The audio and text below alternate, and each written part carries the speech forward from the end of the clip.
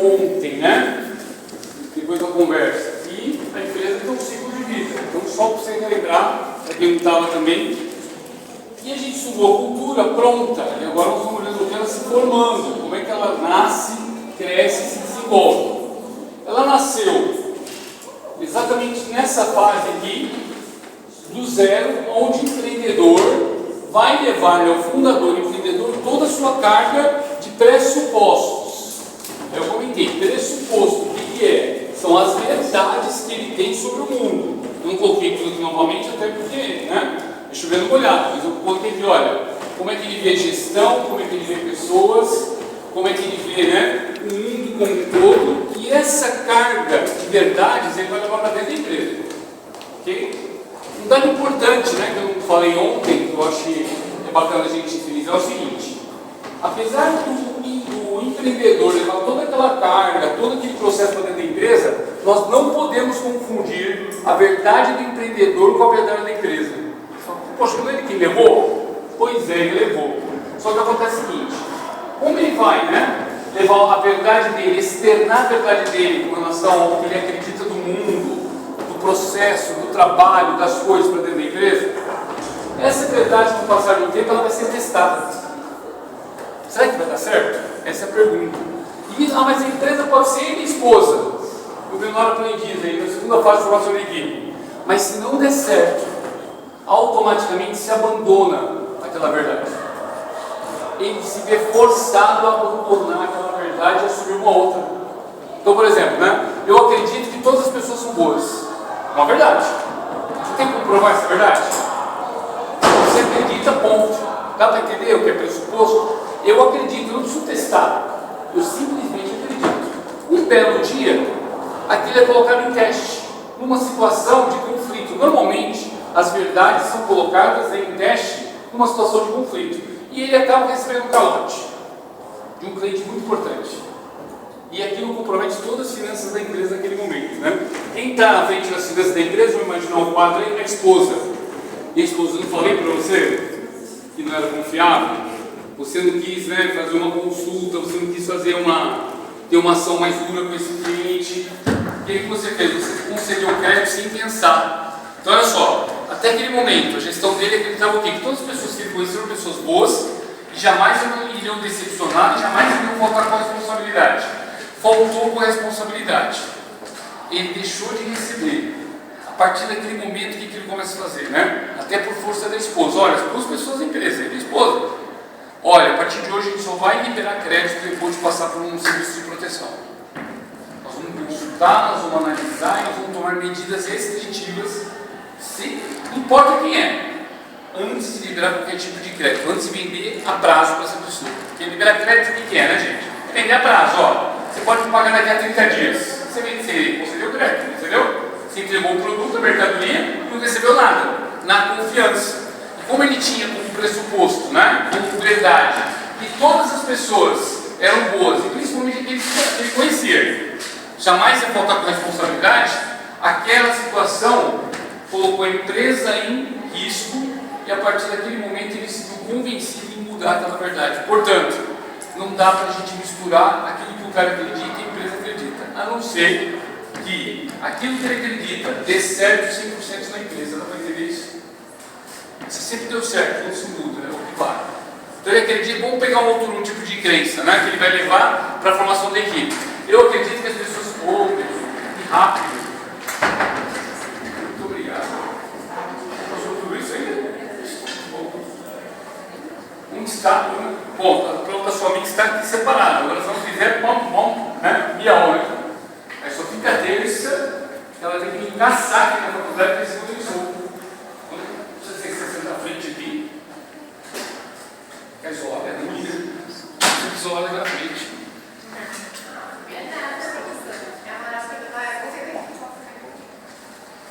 Prefiro que estiver mais perto. Legal. Quer folha de resposta?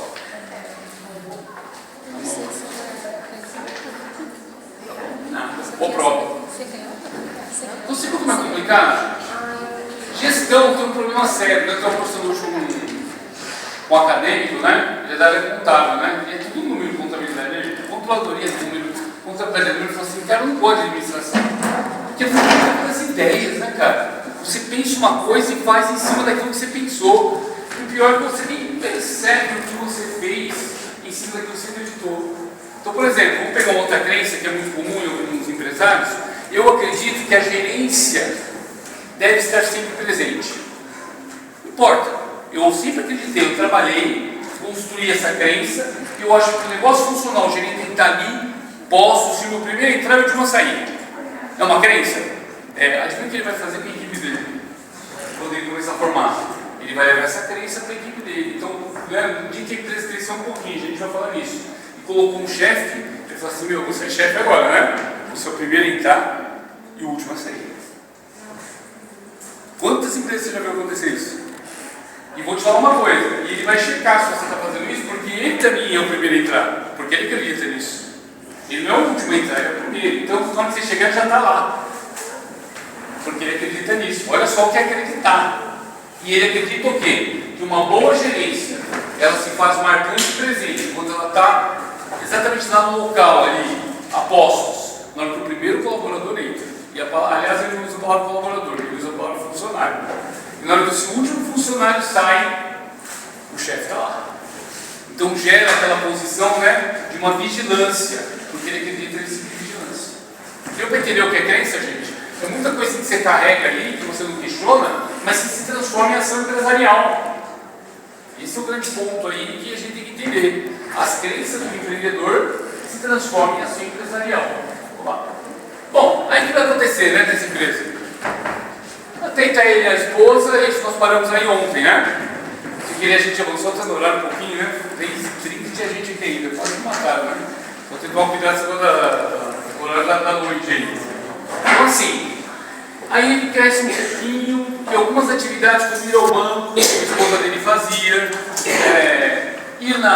fazer qualquer tipo de compras aí de suprimento, queria ter um local, coisa de reposição, aquilo começou a ficar um pouco desnecessário, não que não é importante. Ele falou assim, cara, ou eu faço isso, ou eu vou numa reunião, porque o negócio está crescendo.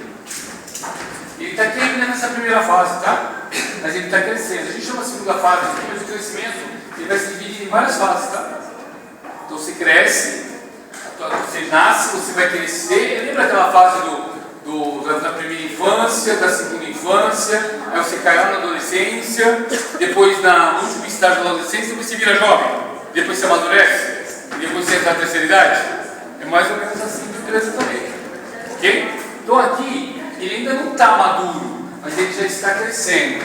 E aí vai ter a formação da equipe. A primeira providência que ele faz normalmente é o quê? Delegar, muito cuidado, atividades que não comprometam. A gente chama de atividade de apoio. Ela é importante, tão importante quanto outras atividades.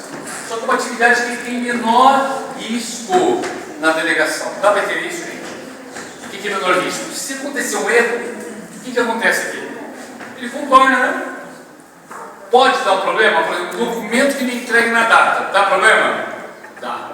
Mas uma reunião mal, né, dirigida, uma negociação mal feita, o estrago é bem maior. Tudo vai dar estrago.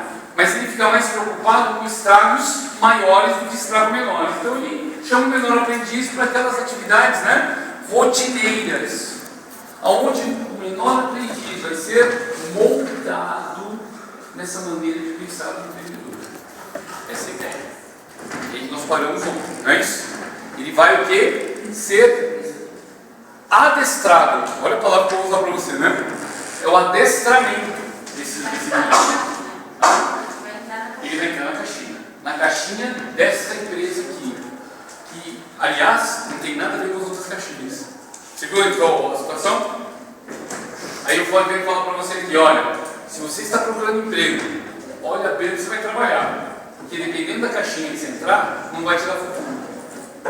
Uma caixinha dessa aqui, é difícil você ter futuro. Dá para entender isso?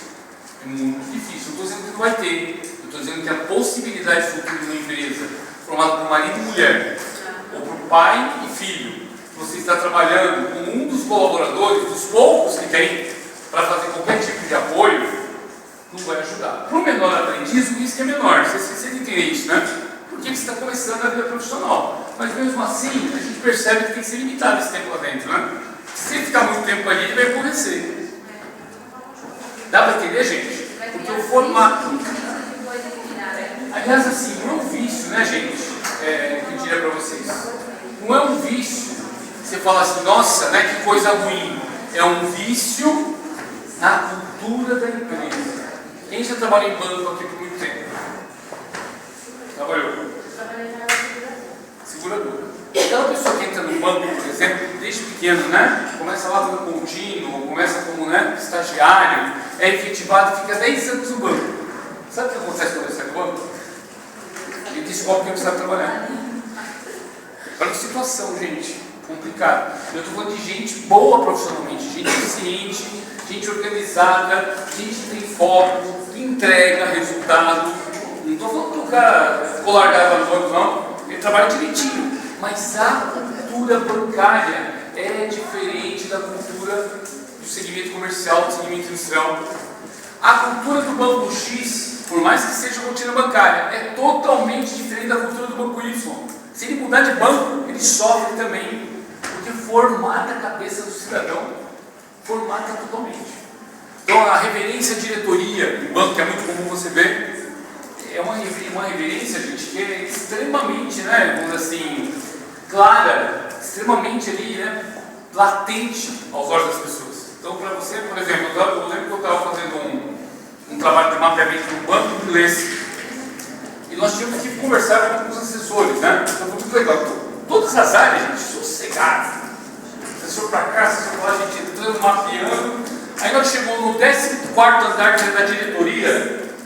O Furlan, né, que era o gerente administrativo, tinha feito o 14º. Ele falou assim, cara, tem que ir lá mesmo? Eu falei, pô, Furlan, é lógico. Tem assessor lá? Tem. Eu tenho que ir. Cara, aqui os caras são complicados demais. Eu falei, vamos falar com o meu diretor, vamos falar com o assessor dele. Ele falou, putz, cara, eu não preparei direito essa entrada na nossa aula, vai dar problema. E você quer saber? Adiou. Você acredita? Adiou. Ele não estava seguro para ir lá. Uns e-mails que tinham passado com as informações já definidas. A intranet, a comunicação, está todo mundo sabendo. Ele não ficou confortável. O diretor fulano de tal estava naquele dia. Ele falou, cara, o cara não é estrela, ele é sol. Dá para você entender isso? Eu falei, tudo bem, então você quer fazer marcar outro dia? A gente volta para outro dia. Aí nós voltamos o dia que o sol não estava lá. Tá? O cara que tem a luz pronta. Quer dizer, ele não joga tênis com Deus todo dia, ele é o próprio Deus, ele se sente Deus, entendeu? Então ele gera um temor nas pessoas, ele gera um desconforto nas pessoas. Então o banco tem muito disso, desse hierarquismo muito forte. As pessoas percebem isso, né? Eu era o diretor da área comercial, era o cara que mais está dizendo resultado comum. Não tem status, né? O cara é comigo e perguntou, o que você está fazendo aqui? Eu não quero você aqui. Então ele estava com medo de receber alguma reclamação. Foi recebido logo depois. Eu falei, cara, tranquilo, vamos fazer. Começamos lá embaixo, numa agência, fomos subindo em cada área do back-office. Na diretoria a gente espera. Levou uma semana para ter o momento certo de entrar e eu percebi que no momento que nós entramos o sol estava lá. Entendeu? É assim, gente. Aí ele vai pegar esse melhor aprendiz, vai moldar, vai formatar o cara vai trabalhar para ele fazendo atividades corriqueiras de apoio sem muito comprometimento. Ok? A equipe vai crescer, é natural, a atividade cresce, algum cliente que você captou. E olha, perceba uma coisa, gente, até agora, eu estou olhando só um aspecto do ambiente empresarial que eu já vou desenhar para você. Eu estou olhando o aspecto do ambiente interno, né? Meu processo, minha atividade, o que é que eu devo fazer, como é que eu devo receber a ligação, como é que eu tenho que mandar uma proposta, o que é que eu tenho que entregar, dependendo do meu segmento. Eu estou olhando só para o meu jeitão. Depois eu vou falar de uma outra interação que a gente vai discutir. Estou falando só da parte interna, tá? Bom, crescer um pouquinho, eu vou precisar de um cara um pouquinho mais estruturado. Eu não vou ter tempo de ensinar esse cara, eu só tenho que ter um bate-papo com ele, ele tem que entrar sozinho. E aí, a empresa cresce um pouco mais, eu continuo com o menor aprendiz, já não é mais um, eu tenho 2 menores. Um guia de receber o terceiro, preciso de alguém para cuidar desse menor aprendiz. Vou chamar alguém para fazer assessoria para mim. Na verdade é um assistente. E esse assistente normalmente, ou ele é meu amigo, Ou ele é alguém conhecido da família, pode ser até alguém da própria família, alguém que eu possa confiar para ele cuidar desses meninos e dessas meninas. E vai pegar uma atividade um pouquinho mais de responsabilidade. Como é que vai ser esse amigo dele? Alguém que ele conheça, ele não é moldável, esse cara é moldável, ele já é mais velho, ele já tem uma experiência, ele já trabalha, ou já trabalhou.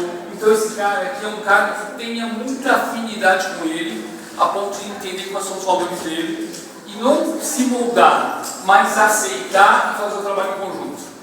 Aqui ele já recebe influência, aqui começa os primeiros focos de influência e de mistura da cultura do empreendedor com a cultura de um profissional que vai fazer parte do ambiente interno. Complicado? O que vocês estão achando? Por quê? Porque ele vai trazer valores dele, ele vai trazer crenças, ele vai trazer suas suposições sobre a vida, sobre o mundo, e ele vai carregar isso no jeito dele fazer. Ele vai ter uma outra voz agora falando com esses meninos e essas meninas. E não vai ficar muito diferente da empresa, porque até eles combinaram, mas tem coisa que vai ficar diferente, de cada um é cada um. Não tem jeito, tá? Então isso vai começar a dar uma cara um pouco diferente da cara do empreendedor. O empreendedor continua predominando, a ideia do empreendedor continua sendo a mais importante, mas começa a surgir outras ideias. Porque esse aqui já começa a receber um poder maior que esse aqui. Ele define quem vai fazer o quê, de que forma vai ser, né? A gente começa a criar uma estruturazinha de poder aqui dentro da empresa. Beleza? Então vamos imaginar que ele acredita nos valores, mas ele é um líder autocrático, teoria X. Então o que vai acontecer? Ele vai ser muito duro com os meninos. Então você concorda com o incorporou, né? E o empreendedor era um cara mais flexível. Ele até conversava, não é tão pesado assim, mas ele sabe que o jeito de colocar do cara é aquele jeito. Ele sabe. E vai ter uma mistura de jeitão de administrar pessoas, de jeitão de administrar processos, de jeitão de conduzir a coisa. Um pouco mais flexível, o outro um pouco mais rígido. Ou vice-versa. Normalmente o vice-versa que acontece, né? O empreendedor é mais duro, e um amigo ele percebe, né? Uma possibilidade um pouco mais flexível. Pode acontecer qualquer tipo de combinação. Okay? Qual que é certa e errada? Não existe certa e errada quando a gente está falando em gestão inicial de negócio. Existe o quê? Adequado e inadequado. É adequado você ser autocrático com os meninos, com o menor aprendiz? Olha aí o pessoal falando não. O que é ser autocrático? Olha que pergunta boa.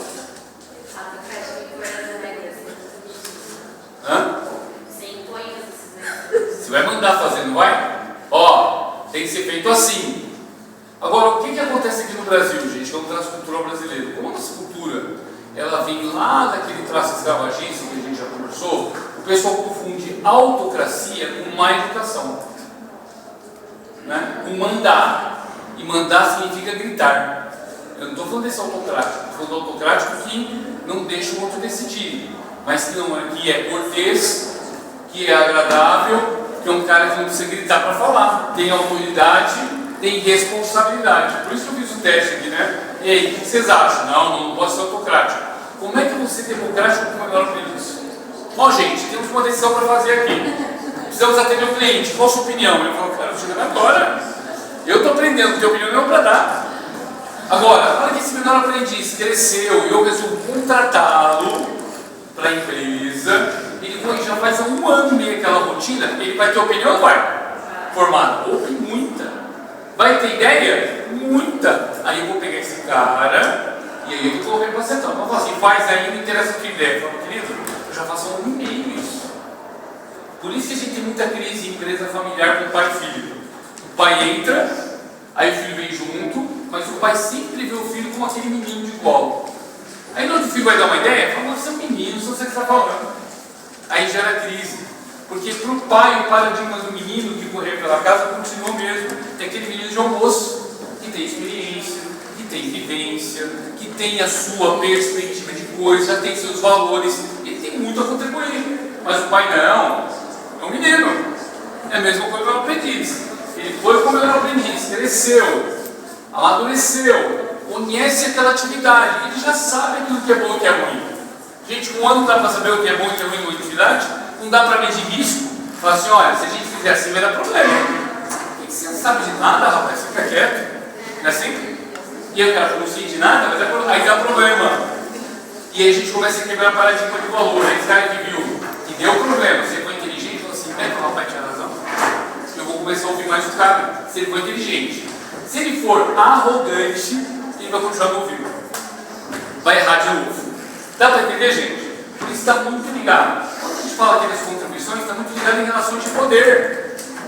Porque o empreendedor tem todo o poder. Está difícil o trânsito hoje? Olha, pai. Funcionando com o trânsito está feio. Eu ouvi falar. Tinha marcado 6h30 com uma moça aqui para fazer a monografia, estava no 7 da DM e nem apareceu. Eu estou achando que assim, me preocupa pesado. Né? E para cá está muito difícil. Hã? Tem pouco ônibus. É greve? Queimaram os ônibus, professor. Tudo bem, gente? Não, mas ó, fica tranquilo, o Lautas vai dar um jeito nisso. Certeza. Nossa, sim. não, mas é que tá, só que a segurança é pública. É por isso que eu falei que o óbvio lá foi um jeito, né? Uma guarda municipal é a polícia militar. Deu pra entender, gente? Então assim, eu começo a dar uma nova forma para essa empresa. E à medida que ela cresce, essa forma vai recebendo influência interna. Dá para entender isso, gente? Eu estou falando só do aspecto interno, já estamos entrando externo. É quando fica mais grave ainda. Estou falando só do interno, tá? Porque eu estou crescendo minha operação, eu estou trazendo gente para participar disso aqui. Legal? Bom, aí o que acontece? A empresa começa a entrar nessa curva. Ela já começa a faturar mais, ela já começa a ficar, né, com mais responsabilidades, a operação dela cresceu. Gente, é assim, né? Quando você fala que uma empresa fatura 100 mil por ano, é uma operação, é uma relação de poder, é uma relação de responsabilidade. Você viu lá no meu matriz como é que era.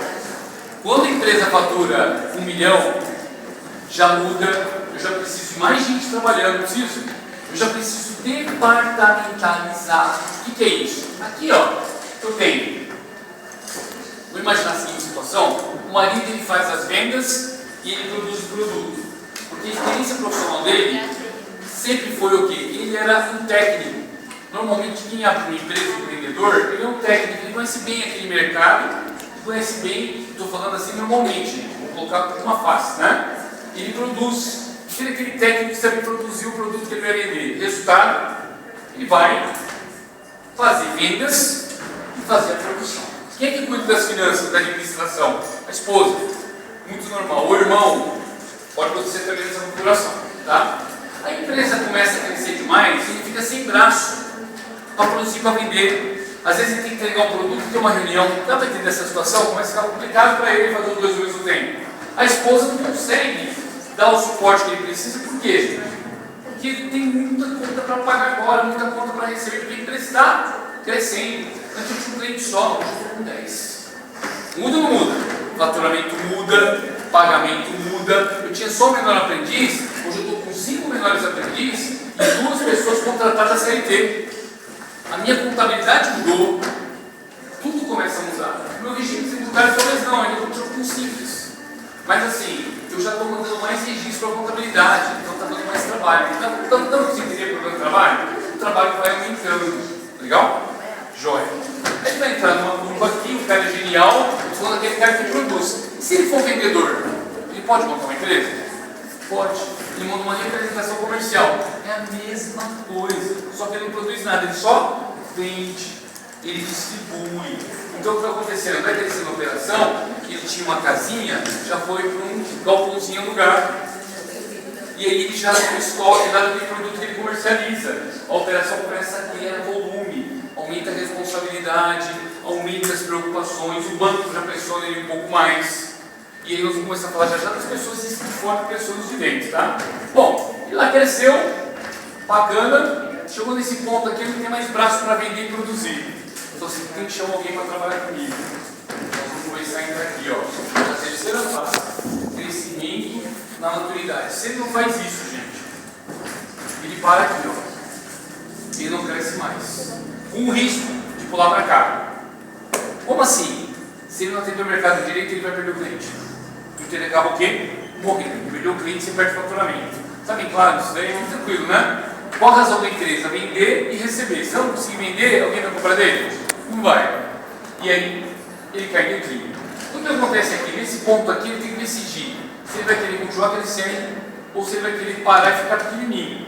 Se ele resolver continuar faturando e crescendo, ele vai ter que chamar a gente. E aí nós chamamos algo, né? O nome que está é profissionalização da estrutura. Eu vou ter que chamar alguém para mexer naquilo que ele sempre mexeu. Já não é mais um assessor, né? Que vai controlar, não é mais um menino que vai fazer atividade de apoio. Eu vou precisar de alguém que vá até o cliente, alguém que possa ajudar na produção. Aí, dependendo da formação desse empreendedor, ele vai abrir mão de uma área. Como assim? Se ele for o cara da área técnica, ele vai ficar na área técnica e vai chamar um cara da área comercial. E vai contratar esse cara da área comercial. Nós chamamos isso de profissionalização da estrutura. Tá? Eu vou trazer gente profissional. Depois eu vou falar quais os tipos de profissionalização. Se eu sou da área comercial, eu vou trazer um cara da área técnica. Qualquer área que ele trouxer vai trazer interferência cultural. Porque esse cara aqui já não é mais moldável. Esse cara aqui talvez nem seja amigo, ele pode ser um conhecido. E esse cara aqui, ele vai estar numa atividade da empresa que a gente chama de atividade estratégica. Ou seja, uma atividade que gera recurso e compromete recurso. Uma atividade muito importante. Resultado, esse cara aqui vai começar a trazer novos valores, novas visões da empresa. E a palavra dele vai ter peso. Uma coisa é esse cara que trazer uma visão. Não está limitado? Limitado a alguns meninos. Outra coisa, eu peguei um cara que vai ter contato com o cliente, vai ter contato com o fornecedor, que vai se relacionar com o mercado e que vai ser visto por todos da empresa como alguém que destaca as opiniões desse novo elemento, desse novo membro. Vai trazer mudança para dentro da empresa. E dependendo da personalidade dele, vocês estão estudando comportamento organizacional, não é? Vamos imaginar aquela personalidade bem expansiva, o cara muito comunicativo, aquele cara que entra e muda o ambiente. Já viram esse tipo de personalidade? O cara entra, né, tá todo mundo ali quietinho, o cara já faz um, né? Ele já movimenta as águas, o pessoal está dormindo, acorda pro cara. Porque é o jeito dele fazer. E esse jeito dele fazer começa a trazer novas perspectivas e novas suposições de empresa. Se der certo o jeito dele, a empresa está por fora. Certo? Deu certo. Então, por exemplo, né? Com a entrada dele, ele era comercial, cara expansivo, comunicativo, feliz, bem-humorado, né? Aumentou as vendas. Todo mundo vai perceber, aumentou o volume. Pô, o jeitão do cara está certo. Entendeu? Resultado, todo mundo começa a ver esse cara como um espelho, como uma referência para aquela empresa. E aliás, o comportamento dele, a postura dele, a visão de vida dele, o estilo dele, o jeito de tratar as pessoas, passa a fazer parte do hábito e do costume da empresa. E aí você começa a ter uma nova formatação. Tranquilo? E à medida que eu vou expandir nessa rede, eu vou trazendo mais gente aqui, ó. Porque naturalmente, quando esse cara aqui crescer, esse professor, mas já está um professor de vendas, ele cresce, ele estrutura e fala assim, gente, eu vou precisar contratar um assessor. Porque cresceu muito, alguém para cuidar da região sul, que era um vendedor. Quem é que ele vai chamar? Alguém que ele conhece. Quem conhece agora? O profissional. E aí vai colocar um cara parecido com ele. Você viu que uma empresinha dentro da outra? Aqui, ó. Eu volto aqui para essa fase de iniciar um departamento, estou criando um departamento novo, agora um profissional que vai contratar um cara com formação na área, mas que seja um cara tranquilo de eu trabalhar, que eu gosto de trabalhar. Mas você vai trazer seus valores também, e a partir daí eu começo a formar outro tipo de valor dentro da empresa e cultura. Não abandonei a cultura do empreendedor? Não. Eu agreguei outras verdades e outros valores. Ok? No final eu tenho que tentar enxergar tudo. Agora, se a cultura, né, se os valores, as posições de empreendedor forem muito fortes, funcionaram, deram resultado para a empresa, garantiu a sobrevivência da empresa e o crescimento da empresa nessa fase toda aqui, prevalece de maneira assim, praticamente dominante o jeito do empresário. Se ela foi relativamente, teve algumas fases que é natural, as novas que foram entrando e foram dando certo vão ser incorporadas com muita facilidade, com muita flexibilidade. E a empresa vai formando a sua identidade a partir dali. Tá? Essa é a primeira fase, a fase interna, o primeiro bloco, a fase interna. Vocês estão entendendo? Dúvidas? Olha para a sua empresa, né? Se a tua empresa é nova, se a tua empresa é antiga, tem que identificar, né? Essas fases. Se você começou com a empresa, ou jogou a história da empresa, vê através dos mitos, a história da empresa, muita gente escreveu nos relatórios as histórias da empresa, né? E ele falava de coisas que aconteceram que mudaram o jeito da empresa trabalhar. Interessantíssimo, né? Mudou. A partir dali mudou, a partir daquela história, daquele evento mudou. O que aconteceu? Agregou-se novas verdades. Então eu dei exemplo aqui, né? O cara tomou um calote. É uma história. E essa história, que agora é uma história, não é uma lenda ou uma faz de conta, é uma história, vira um mito, eu acabo incorporando isso para a empresa e mudando o meu jeito de trabalhar. Tá? Então esse é o grande ponto. Então tem pessoas aí que falaram assim, olha, o cara exigiu, ou o cara quebrou, teve uma de TV a cabo aqui que eu achei muito interessante, a gente vai atender o Jô Soares, o cara usou o banheiro da suíte do Jô Soares. Que horror! Gente, quem imaginar numa mão de procedimento e falar assim, você não pode usar o banheiro da suíte do cliente. Você me escreve isso, né? Porque assim, não passa na sua cabeça normatizar um tipo de coisa dessa. E o cara foi o melhor instalador, melhor pessoa. Eu achei interessante, eu li aquela história e falei, cara, imagina a cena. O cara foi para o Jô Soares, que era cliente daquela empresa, eu desculpa usar o nome, né, mas acho que, como eu estou falando de empresa que é nada, e foi o melhor instalador, o cara foi instalar, instalou, fez um trabalho impecável. Deu vontade de ir no banheiro e usou o banheiro da suíte. E estava filmando. Quem rico pode filmar as coisas. E não confia em ninguém. Isso é cultura, né? Filmou e pegou. A empresa chegou a trocar o vaso sanitário. É uma coisa estranha, não tinha necessidade, né? Pois é, mas imagina o que o cara da comercial tem que fazer para não perder o cliente. E perdeu o cliente não assim. É o poder. É absurdo, é poder. Ele não pode mijar no mesmo lugar. Eu não posso. Mas gente, Thalita, é sério isso. Para nós, assim, é formação, né? Para mim, por exemplo, assim, se eu ir no banheiro, né? Por exemplo, aqui, eu sou banheiro de aluno e professor. Que distinção tem?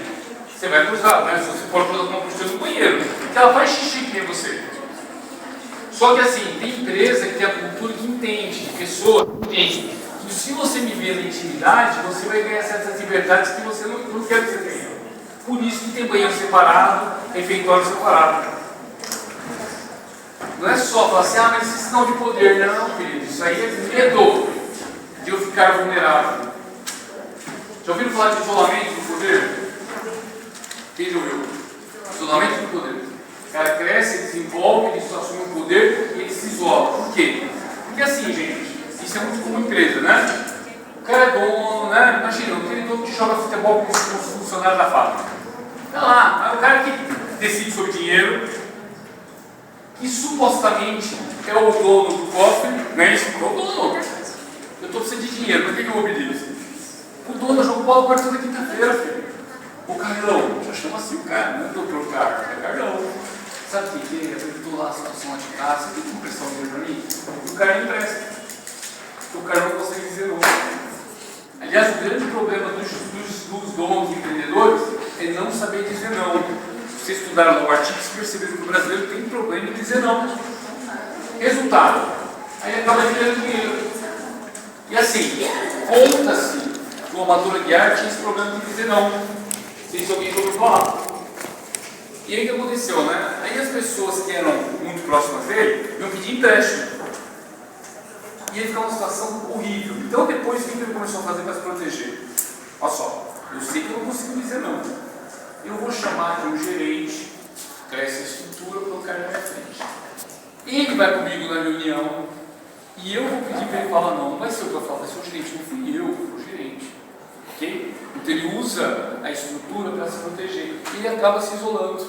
Então muitas vezes a empresa ela cresce, esse empreendedor cresce, o empreendedor que é dado, aquele empreendedor assim, que é extremamente aberto, que a distância de poder é baixíssima, ele acaba com uma estrutura para protegê-lo, porque houve muito abuso no meio do caminho. Então mudou, você viu como é interessante isso? Muda o jeitão da empresa se comportar, muda as premissas e valores, porque alguém de fora vem e diz, doutor fulano, não pode ficar vulnerável assim. Eu gosto de uma empresa que eram 3 amigos que montaram, e um amigo meu foi fazer gestão na área financeira.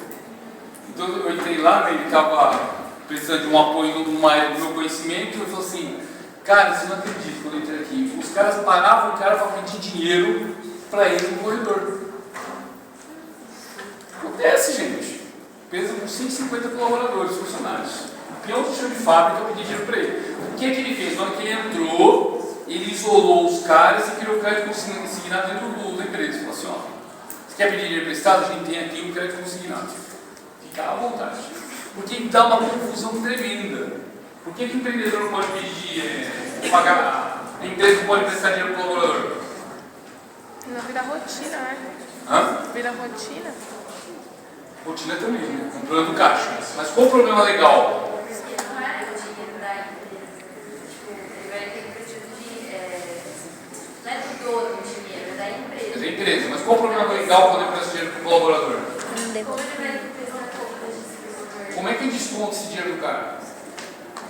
2. Como é que eu configuro o teu empréstimo e não um adiantamento salarial? 3. Como é que eu deixo isso tudo formalizado se eu não sou mesmo que eu empreste sem juros, eu estou concedendo. Esse cara que lá na frente me busca no judiciário falando que eu... Não. Pior. Salário por fora. Você viu? A empresa de boa fé emprestava, olha só como vai mudando a cultura, gente. Vai crescendo, vai entrando gente diferente. Gente que talvez não conheça, mas que tem outra visão. Tinha uma empresa que pagava 100% da faculdade do aluno. Naquela época da escola técnica, isso é década de 90, tá? Eu sou tiozão, tem que dar um exemplo um pouco antigo, né? O que acontecia? 100%. Um belo dia, o cara estava estudando pela empresa, o cara saiu, meteu a empresa no pau. Adivinha o que ele pediu na reclamatória? Hora extra. Como hora extra, cara? Você saiu daqui 5h30. O resto você estava estudando. É só quem estava pagando a empresa, você estava a serviço da empresa. Nossa! Foi uma briga para mostrar que aquilo era benefício na época, porque isso estava configurado enquanto cultura na CLT, benefício desse tipo. Você viu quanto é complicado? Aí mudou a cultura da empresa. Gente, a partir de hoje, a gente não paga a faculdade inteira, a gente paga só um pouquinho da faculdade. E aí o cara assinava um termo que ele estava recebendo um benefício da empresa. Isso não tinha nada a ver com hora trabalhada. Olha só. Quer ver outra? Que a gente vê muito comum na empresa, mudança de cultura, porque vai tendo gente diferente. É assim, a empresa paga o teu curso. Legal? Paga tal. E fala assim, tá bom, vou te pagar o teu curso 80%. Você pode ver que hoje é 80%, 90%, nunca 100%. Por conta dessas bagunças aí, né? Não é uns 10%, gente, é um risco. Legal. Aí você está lá bonitinho, tal, aí vem uma carta assim para você. Olha, se você pedir as contas após formado, naquele 2 anos depois, você devolve o dinheiro. Nossa. Por que eu vou devolver o dinheiro? Porque eu investi em você e você foi embora. Aí, por que você fez isso? Porque as empresas não tinham essa cultura, o cara pegava o emprego, recebia um assédio e ia embora. Todo investimento na empresa foi para o outro. Aí você começa a mudar a sua crença. Opa, eu não faço dar o curso, qual que é a crença? Alguma cultura vai formando, gente, é isso que eu quero te mostrar. A minha crença, ela se traduz em prática, dá para entender? Beleza? Se traduz em prática. Então assim, qual que é a minha crença? Eu tenho a crença que se eu investir no colaborador, ele vai ficar comigo. Não é uma crença? Portanto, eu vou pagar o curso do cara, o cara não vai embora nunca daqui. Ele vai estar comigo até ficar velhinho. Aí de repente ele pagou o curso, o cara se formou, maravilhoso, depois do 6º mês de formado, ó doutor, estou indo embora porque eu recebi uma proposta melhor. E vai ele, vai no treinamento de 4 anos de faculdade, vai tudo embora do concorrente. Aí ele falou, opa, vamos se preparar. Aí ele pega aquela crença e muda. O doutor fala assim, né? Eu falo doutor porque é propositado, né? Porque tem essa mania, né, do diretor virar doutor, né? Então o doutor fala assim, bom, é sinal que ele não vai ficar, assim, aquela verdade que eu tinha comigo, que o cara vai ficar até velhinho, mentira. Quebrei a cara. Bem que o cara do RH falou pra mim que isso aí não funciona. Porque alguém acreditava diferente, alguém falou.